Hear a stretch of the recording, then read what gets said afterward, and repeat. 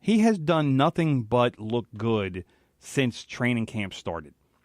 And he's a guy who obviously had the massive knee injury. Now it's 2 years ago when he was with the Vikings. But a high number one pick. The Jets signed him for, $5 million, I think it was. I don't know if they're going to wind up trading him for maybe. I mean, they could probably get, at worst, a second-round pick for this kid if they decide to trade him before camp ends. If another team has an injury or if they look at their own quarterback situation and say, you know what, we got to do something here. And it could even be the Giants. I mean, what if the Giants, if they, I doubt they'll do it because they took another quarterback in this year's draft, but what if the Giants looked at Teddy Bridgewater and said, you know what, this wouldn't be a bad guy to have around. And let's see if we can develop him and maybe sign him to a cheap long-term deal, and this guy could be our replacement for Eli down the road. It wouldn't be a horrible decision. I don't know what they'd have to give up for him, but if they could minimize the loss, and as far as what they had to give up, if I'm the Giants, I have to at least explore that option. I don't know, man. I don't know. I know they have faith in Davis Webb, but the fact of the matter is Eli is not getting any younger. As much as I like the Saquon Barkley pick, and I said a couple of weeks before the draft that the Giants were going to take Barkley, but as much as I like that pick, I still think they needed to go quarterback. And the quarterback that they should have gone for was Darnold. But now we're going to see what Darnold can do in Jets green as opposed to Giants blue. Right. So Barkley will absolutely have an impact on the Giants. I mean, you saw if you saw the exhibition game the other night, Barkley, his first touch against the Cleveland Browns, he went for 39 yards, and obviously Giant fans were thrilled by that, but the Giants wound up losing the game 20-10. Right, but it's exhibition. Yeah, I mean, I'm not putting any stock in results. Exhibition, it's almost if you had like a punt, pass, and kick competition, it's almost the same thing. The most important part of the exhibition games is making sure everybody comes out of them healthy. That's the only thing. Mark Sanchez would love to pull back on that last game. Of course, where his career. So would Rex. Yeah. So would Rex. And when people ask him, why do you have your starting quarterback in an exhibition game in the fourth quarter? Yeah. You moron. Okay, brother, what's going on with what was almost your alma mater, Maryland? The football team is Maryland's a mess right now. Is in trouble, isn't it? It's a mess, and I am infuriated by this entire situation, and I'm also a little upset by the media in general because this story has been immensely underreported. I mean, a football player died. A redshirt freshman, offensive lineman for the University of Maryland died in June. And it was barely reported. Wow. I didn't hear about it. So, I mean, Maryland actually put head coach DJ Durkin on administrative leave yesterday.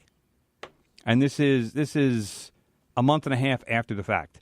A lineman by the name of Jordan McNair wound up unofficially was diagnosed with heat stroke after running 10 110-yard sprints. And the conditions didn't seem so bad. Right. It was an 80-degree day. They didn't start working out until I think it was 4:15 in the afternoon or 4:30. Okay, that makes sense. You figure it's even if it's 80 degrees, then the sun's going down. It's not hot. Right. But this kid, Jordan McNair, who was a very widely recruited lineman, he was a fairly elite prospect. He was being recruited by schools such as Auburn, Ohio State. He was that caliber kid, but he's from Maryland, so he decided to stay home, and he was going to be part of the culture change. 6'5", 325. This is a big kid. As they like to say, a people mover. He was that kind of player, and he winds up towards the end of these sprints. Apparently, some of his teammates were saying, and they've told the Maryland student paper, the Diamondback, and there's also a Maryland publication called the Testudo Times, and ESPN has taken a lot of their reporting and published it. But they said that McNair was struggling towards the end of these sprints, and struggling to the point where he wasn't really in control of his body. I mean, that's how depleted he was at that point. So rather than immediately getting him to the training facility, apparently at first they had training staff like kind of helping him around, and he was trying. I guess they were trying to like kind of quote unquote walk it off. But the players and players were quoted anonymously. They said that his head was just hanging back, like it was just like on his shoulders, and he was like, sounds like he was having a heart attack. Well, but he was having heat stroke, and one thing that even I know about heat stroke, because I haven't had to cover it, but I've read a lot about it in the stories that have happened over the years.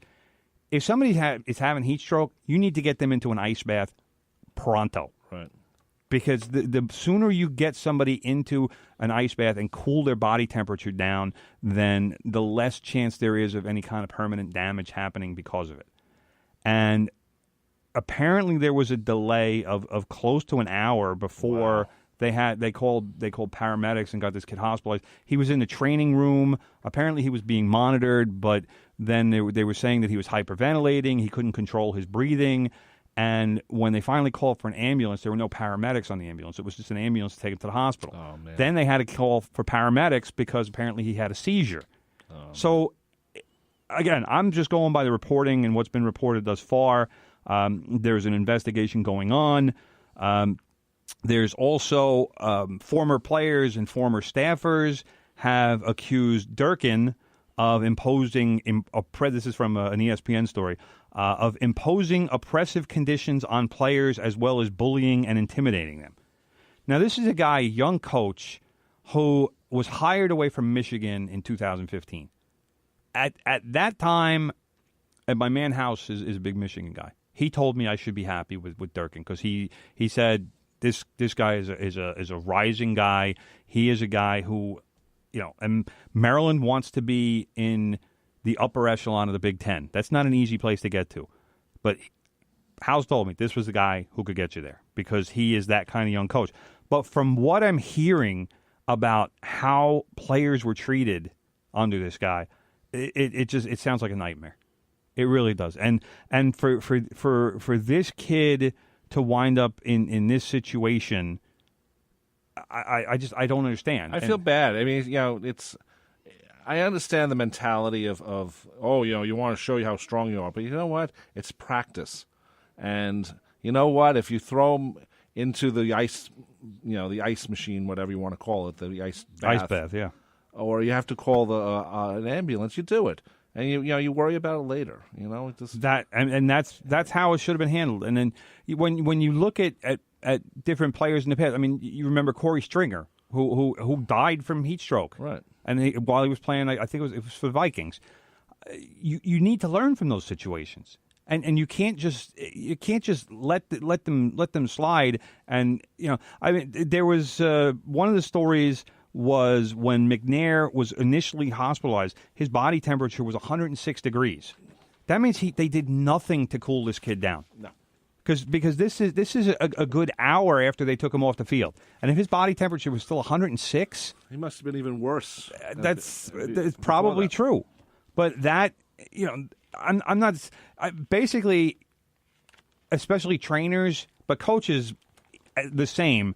They need to know the symptoms of heat stroke, and when they see it, they need to respond as close to immediately as possible. Right, and you don't worry about, the practice is going to be ruined. No, you worry about guy living the practice was over at that point. That's what you meant. But you take him off, you get him onto a cart, you get him back to the training facility, and you do what you have to do.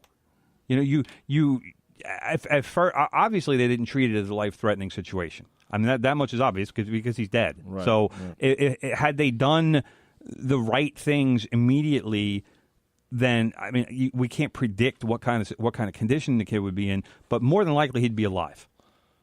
And for everything that happened and the accusations that have been made since then, I'm this is why DJ Durkin was placed on administrative leave. Right. And you could say, why wasn't he fired or why wasn't he suspended? There's a lot of legal and contractual reasons. But there's also investigation. You just don't fire a guy, though it happens a lot. You want to make sure you got everything right, and that's just so sad. This is the times that we live in is why he's not fired yet. Yeah. But if everything the investigation shows what's already been reported, then DJ Durkin likely will never be a football coach ever again. No, he won't. And that's kind of sad too. But he obviously was running a program that was not necessarily conducive to player safety.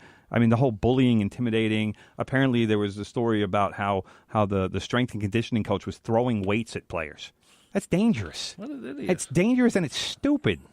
And it's that whole macho mentality that I never liked about football. It always just seemed so stupid to like these cement heads and everything. It's just like, football it's a thinking game as much as it's a physical game, and to not recognize that and to not acknowledge that part, it means you're not doing your best as a coach or a player. I agree. Cement head's a great term. I use that term a lot also. Anyway, brother, we're down to a few minutes left before Ed Newland's and the Good Gold Show happening here at WHPC.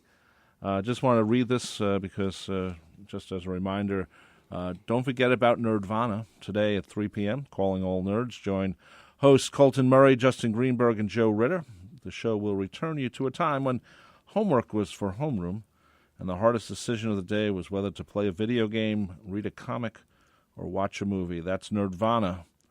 Mondays, meaning today at 3 p.m., right here on 90.3 WHPC. Quickly, brother, we have time for 2.5 minutes on soccer. Well, the Premier League, which is more than most places talk about. Like we said at the top of the show, the Premier League started on Friday.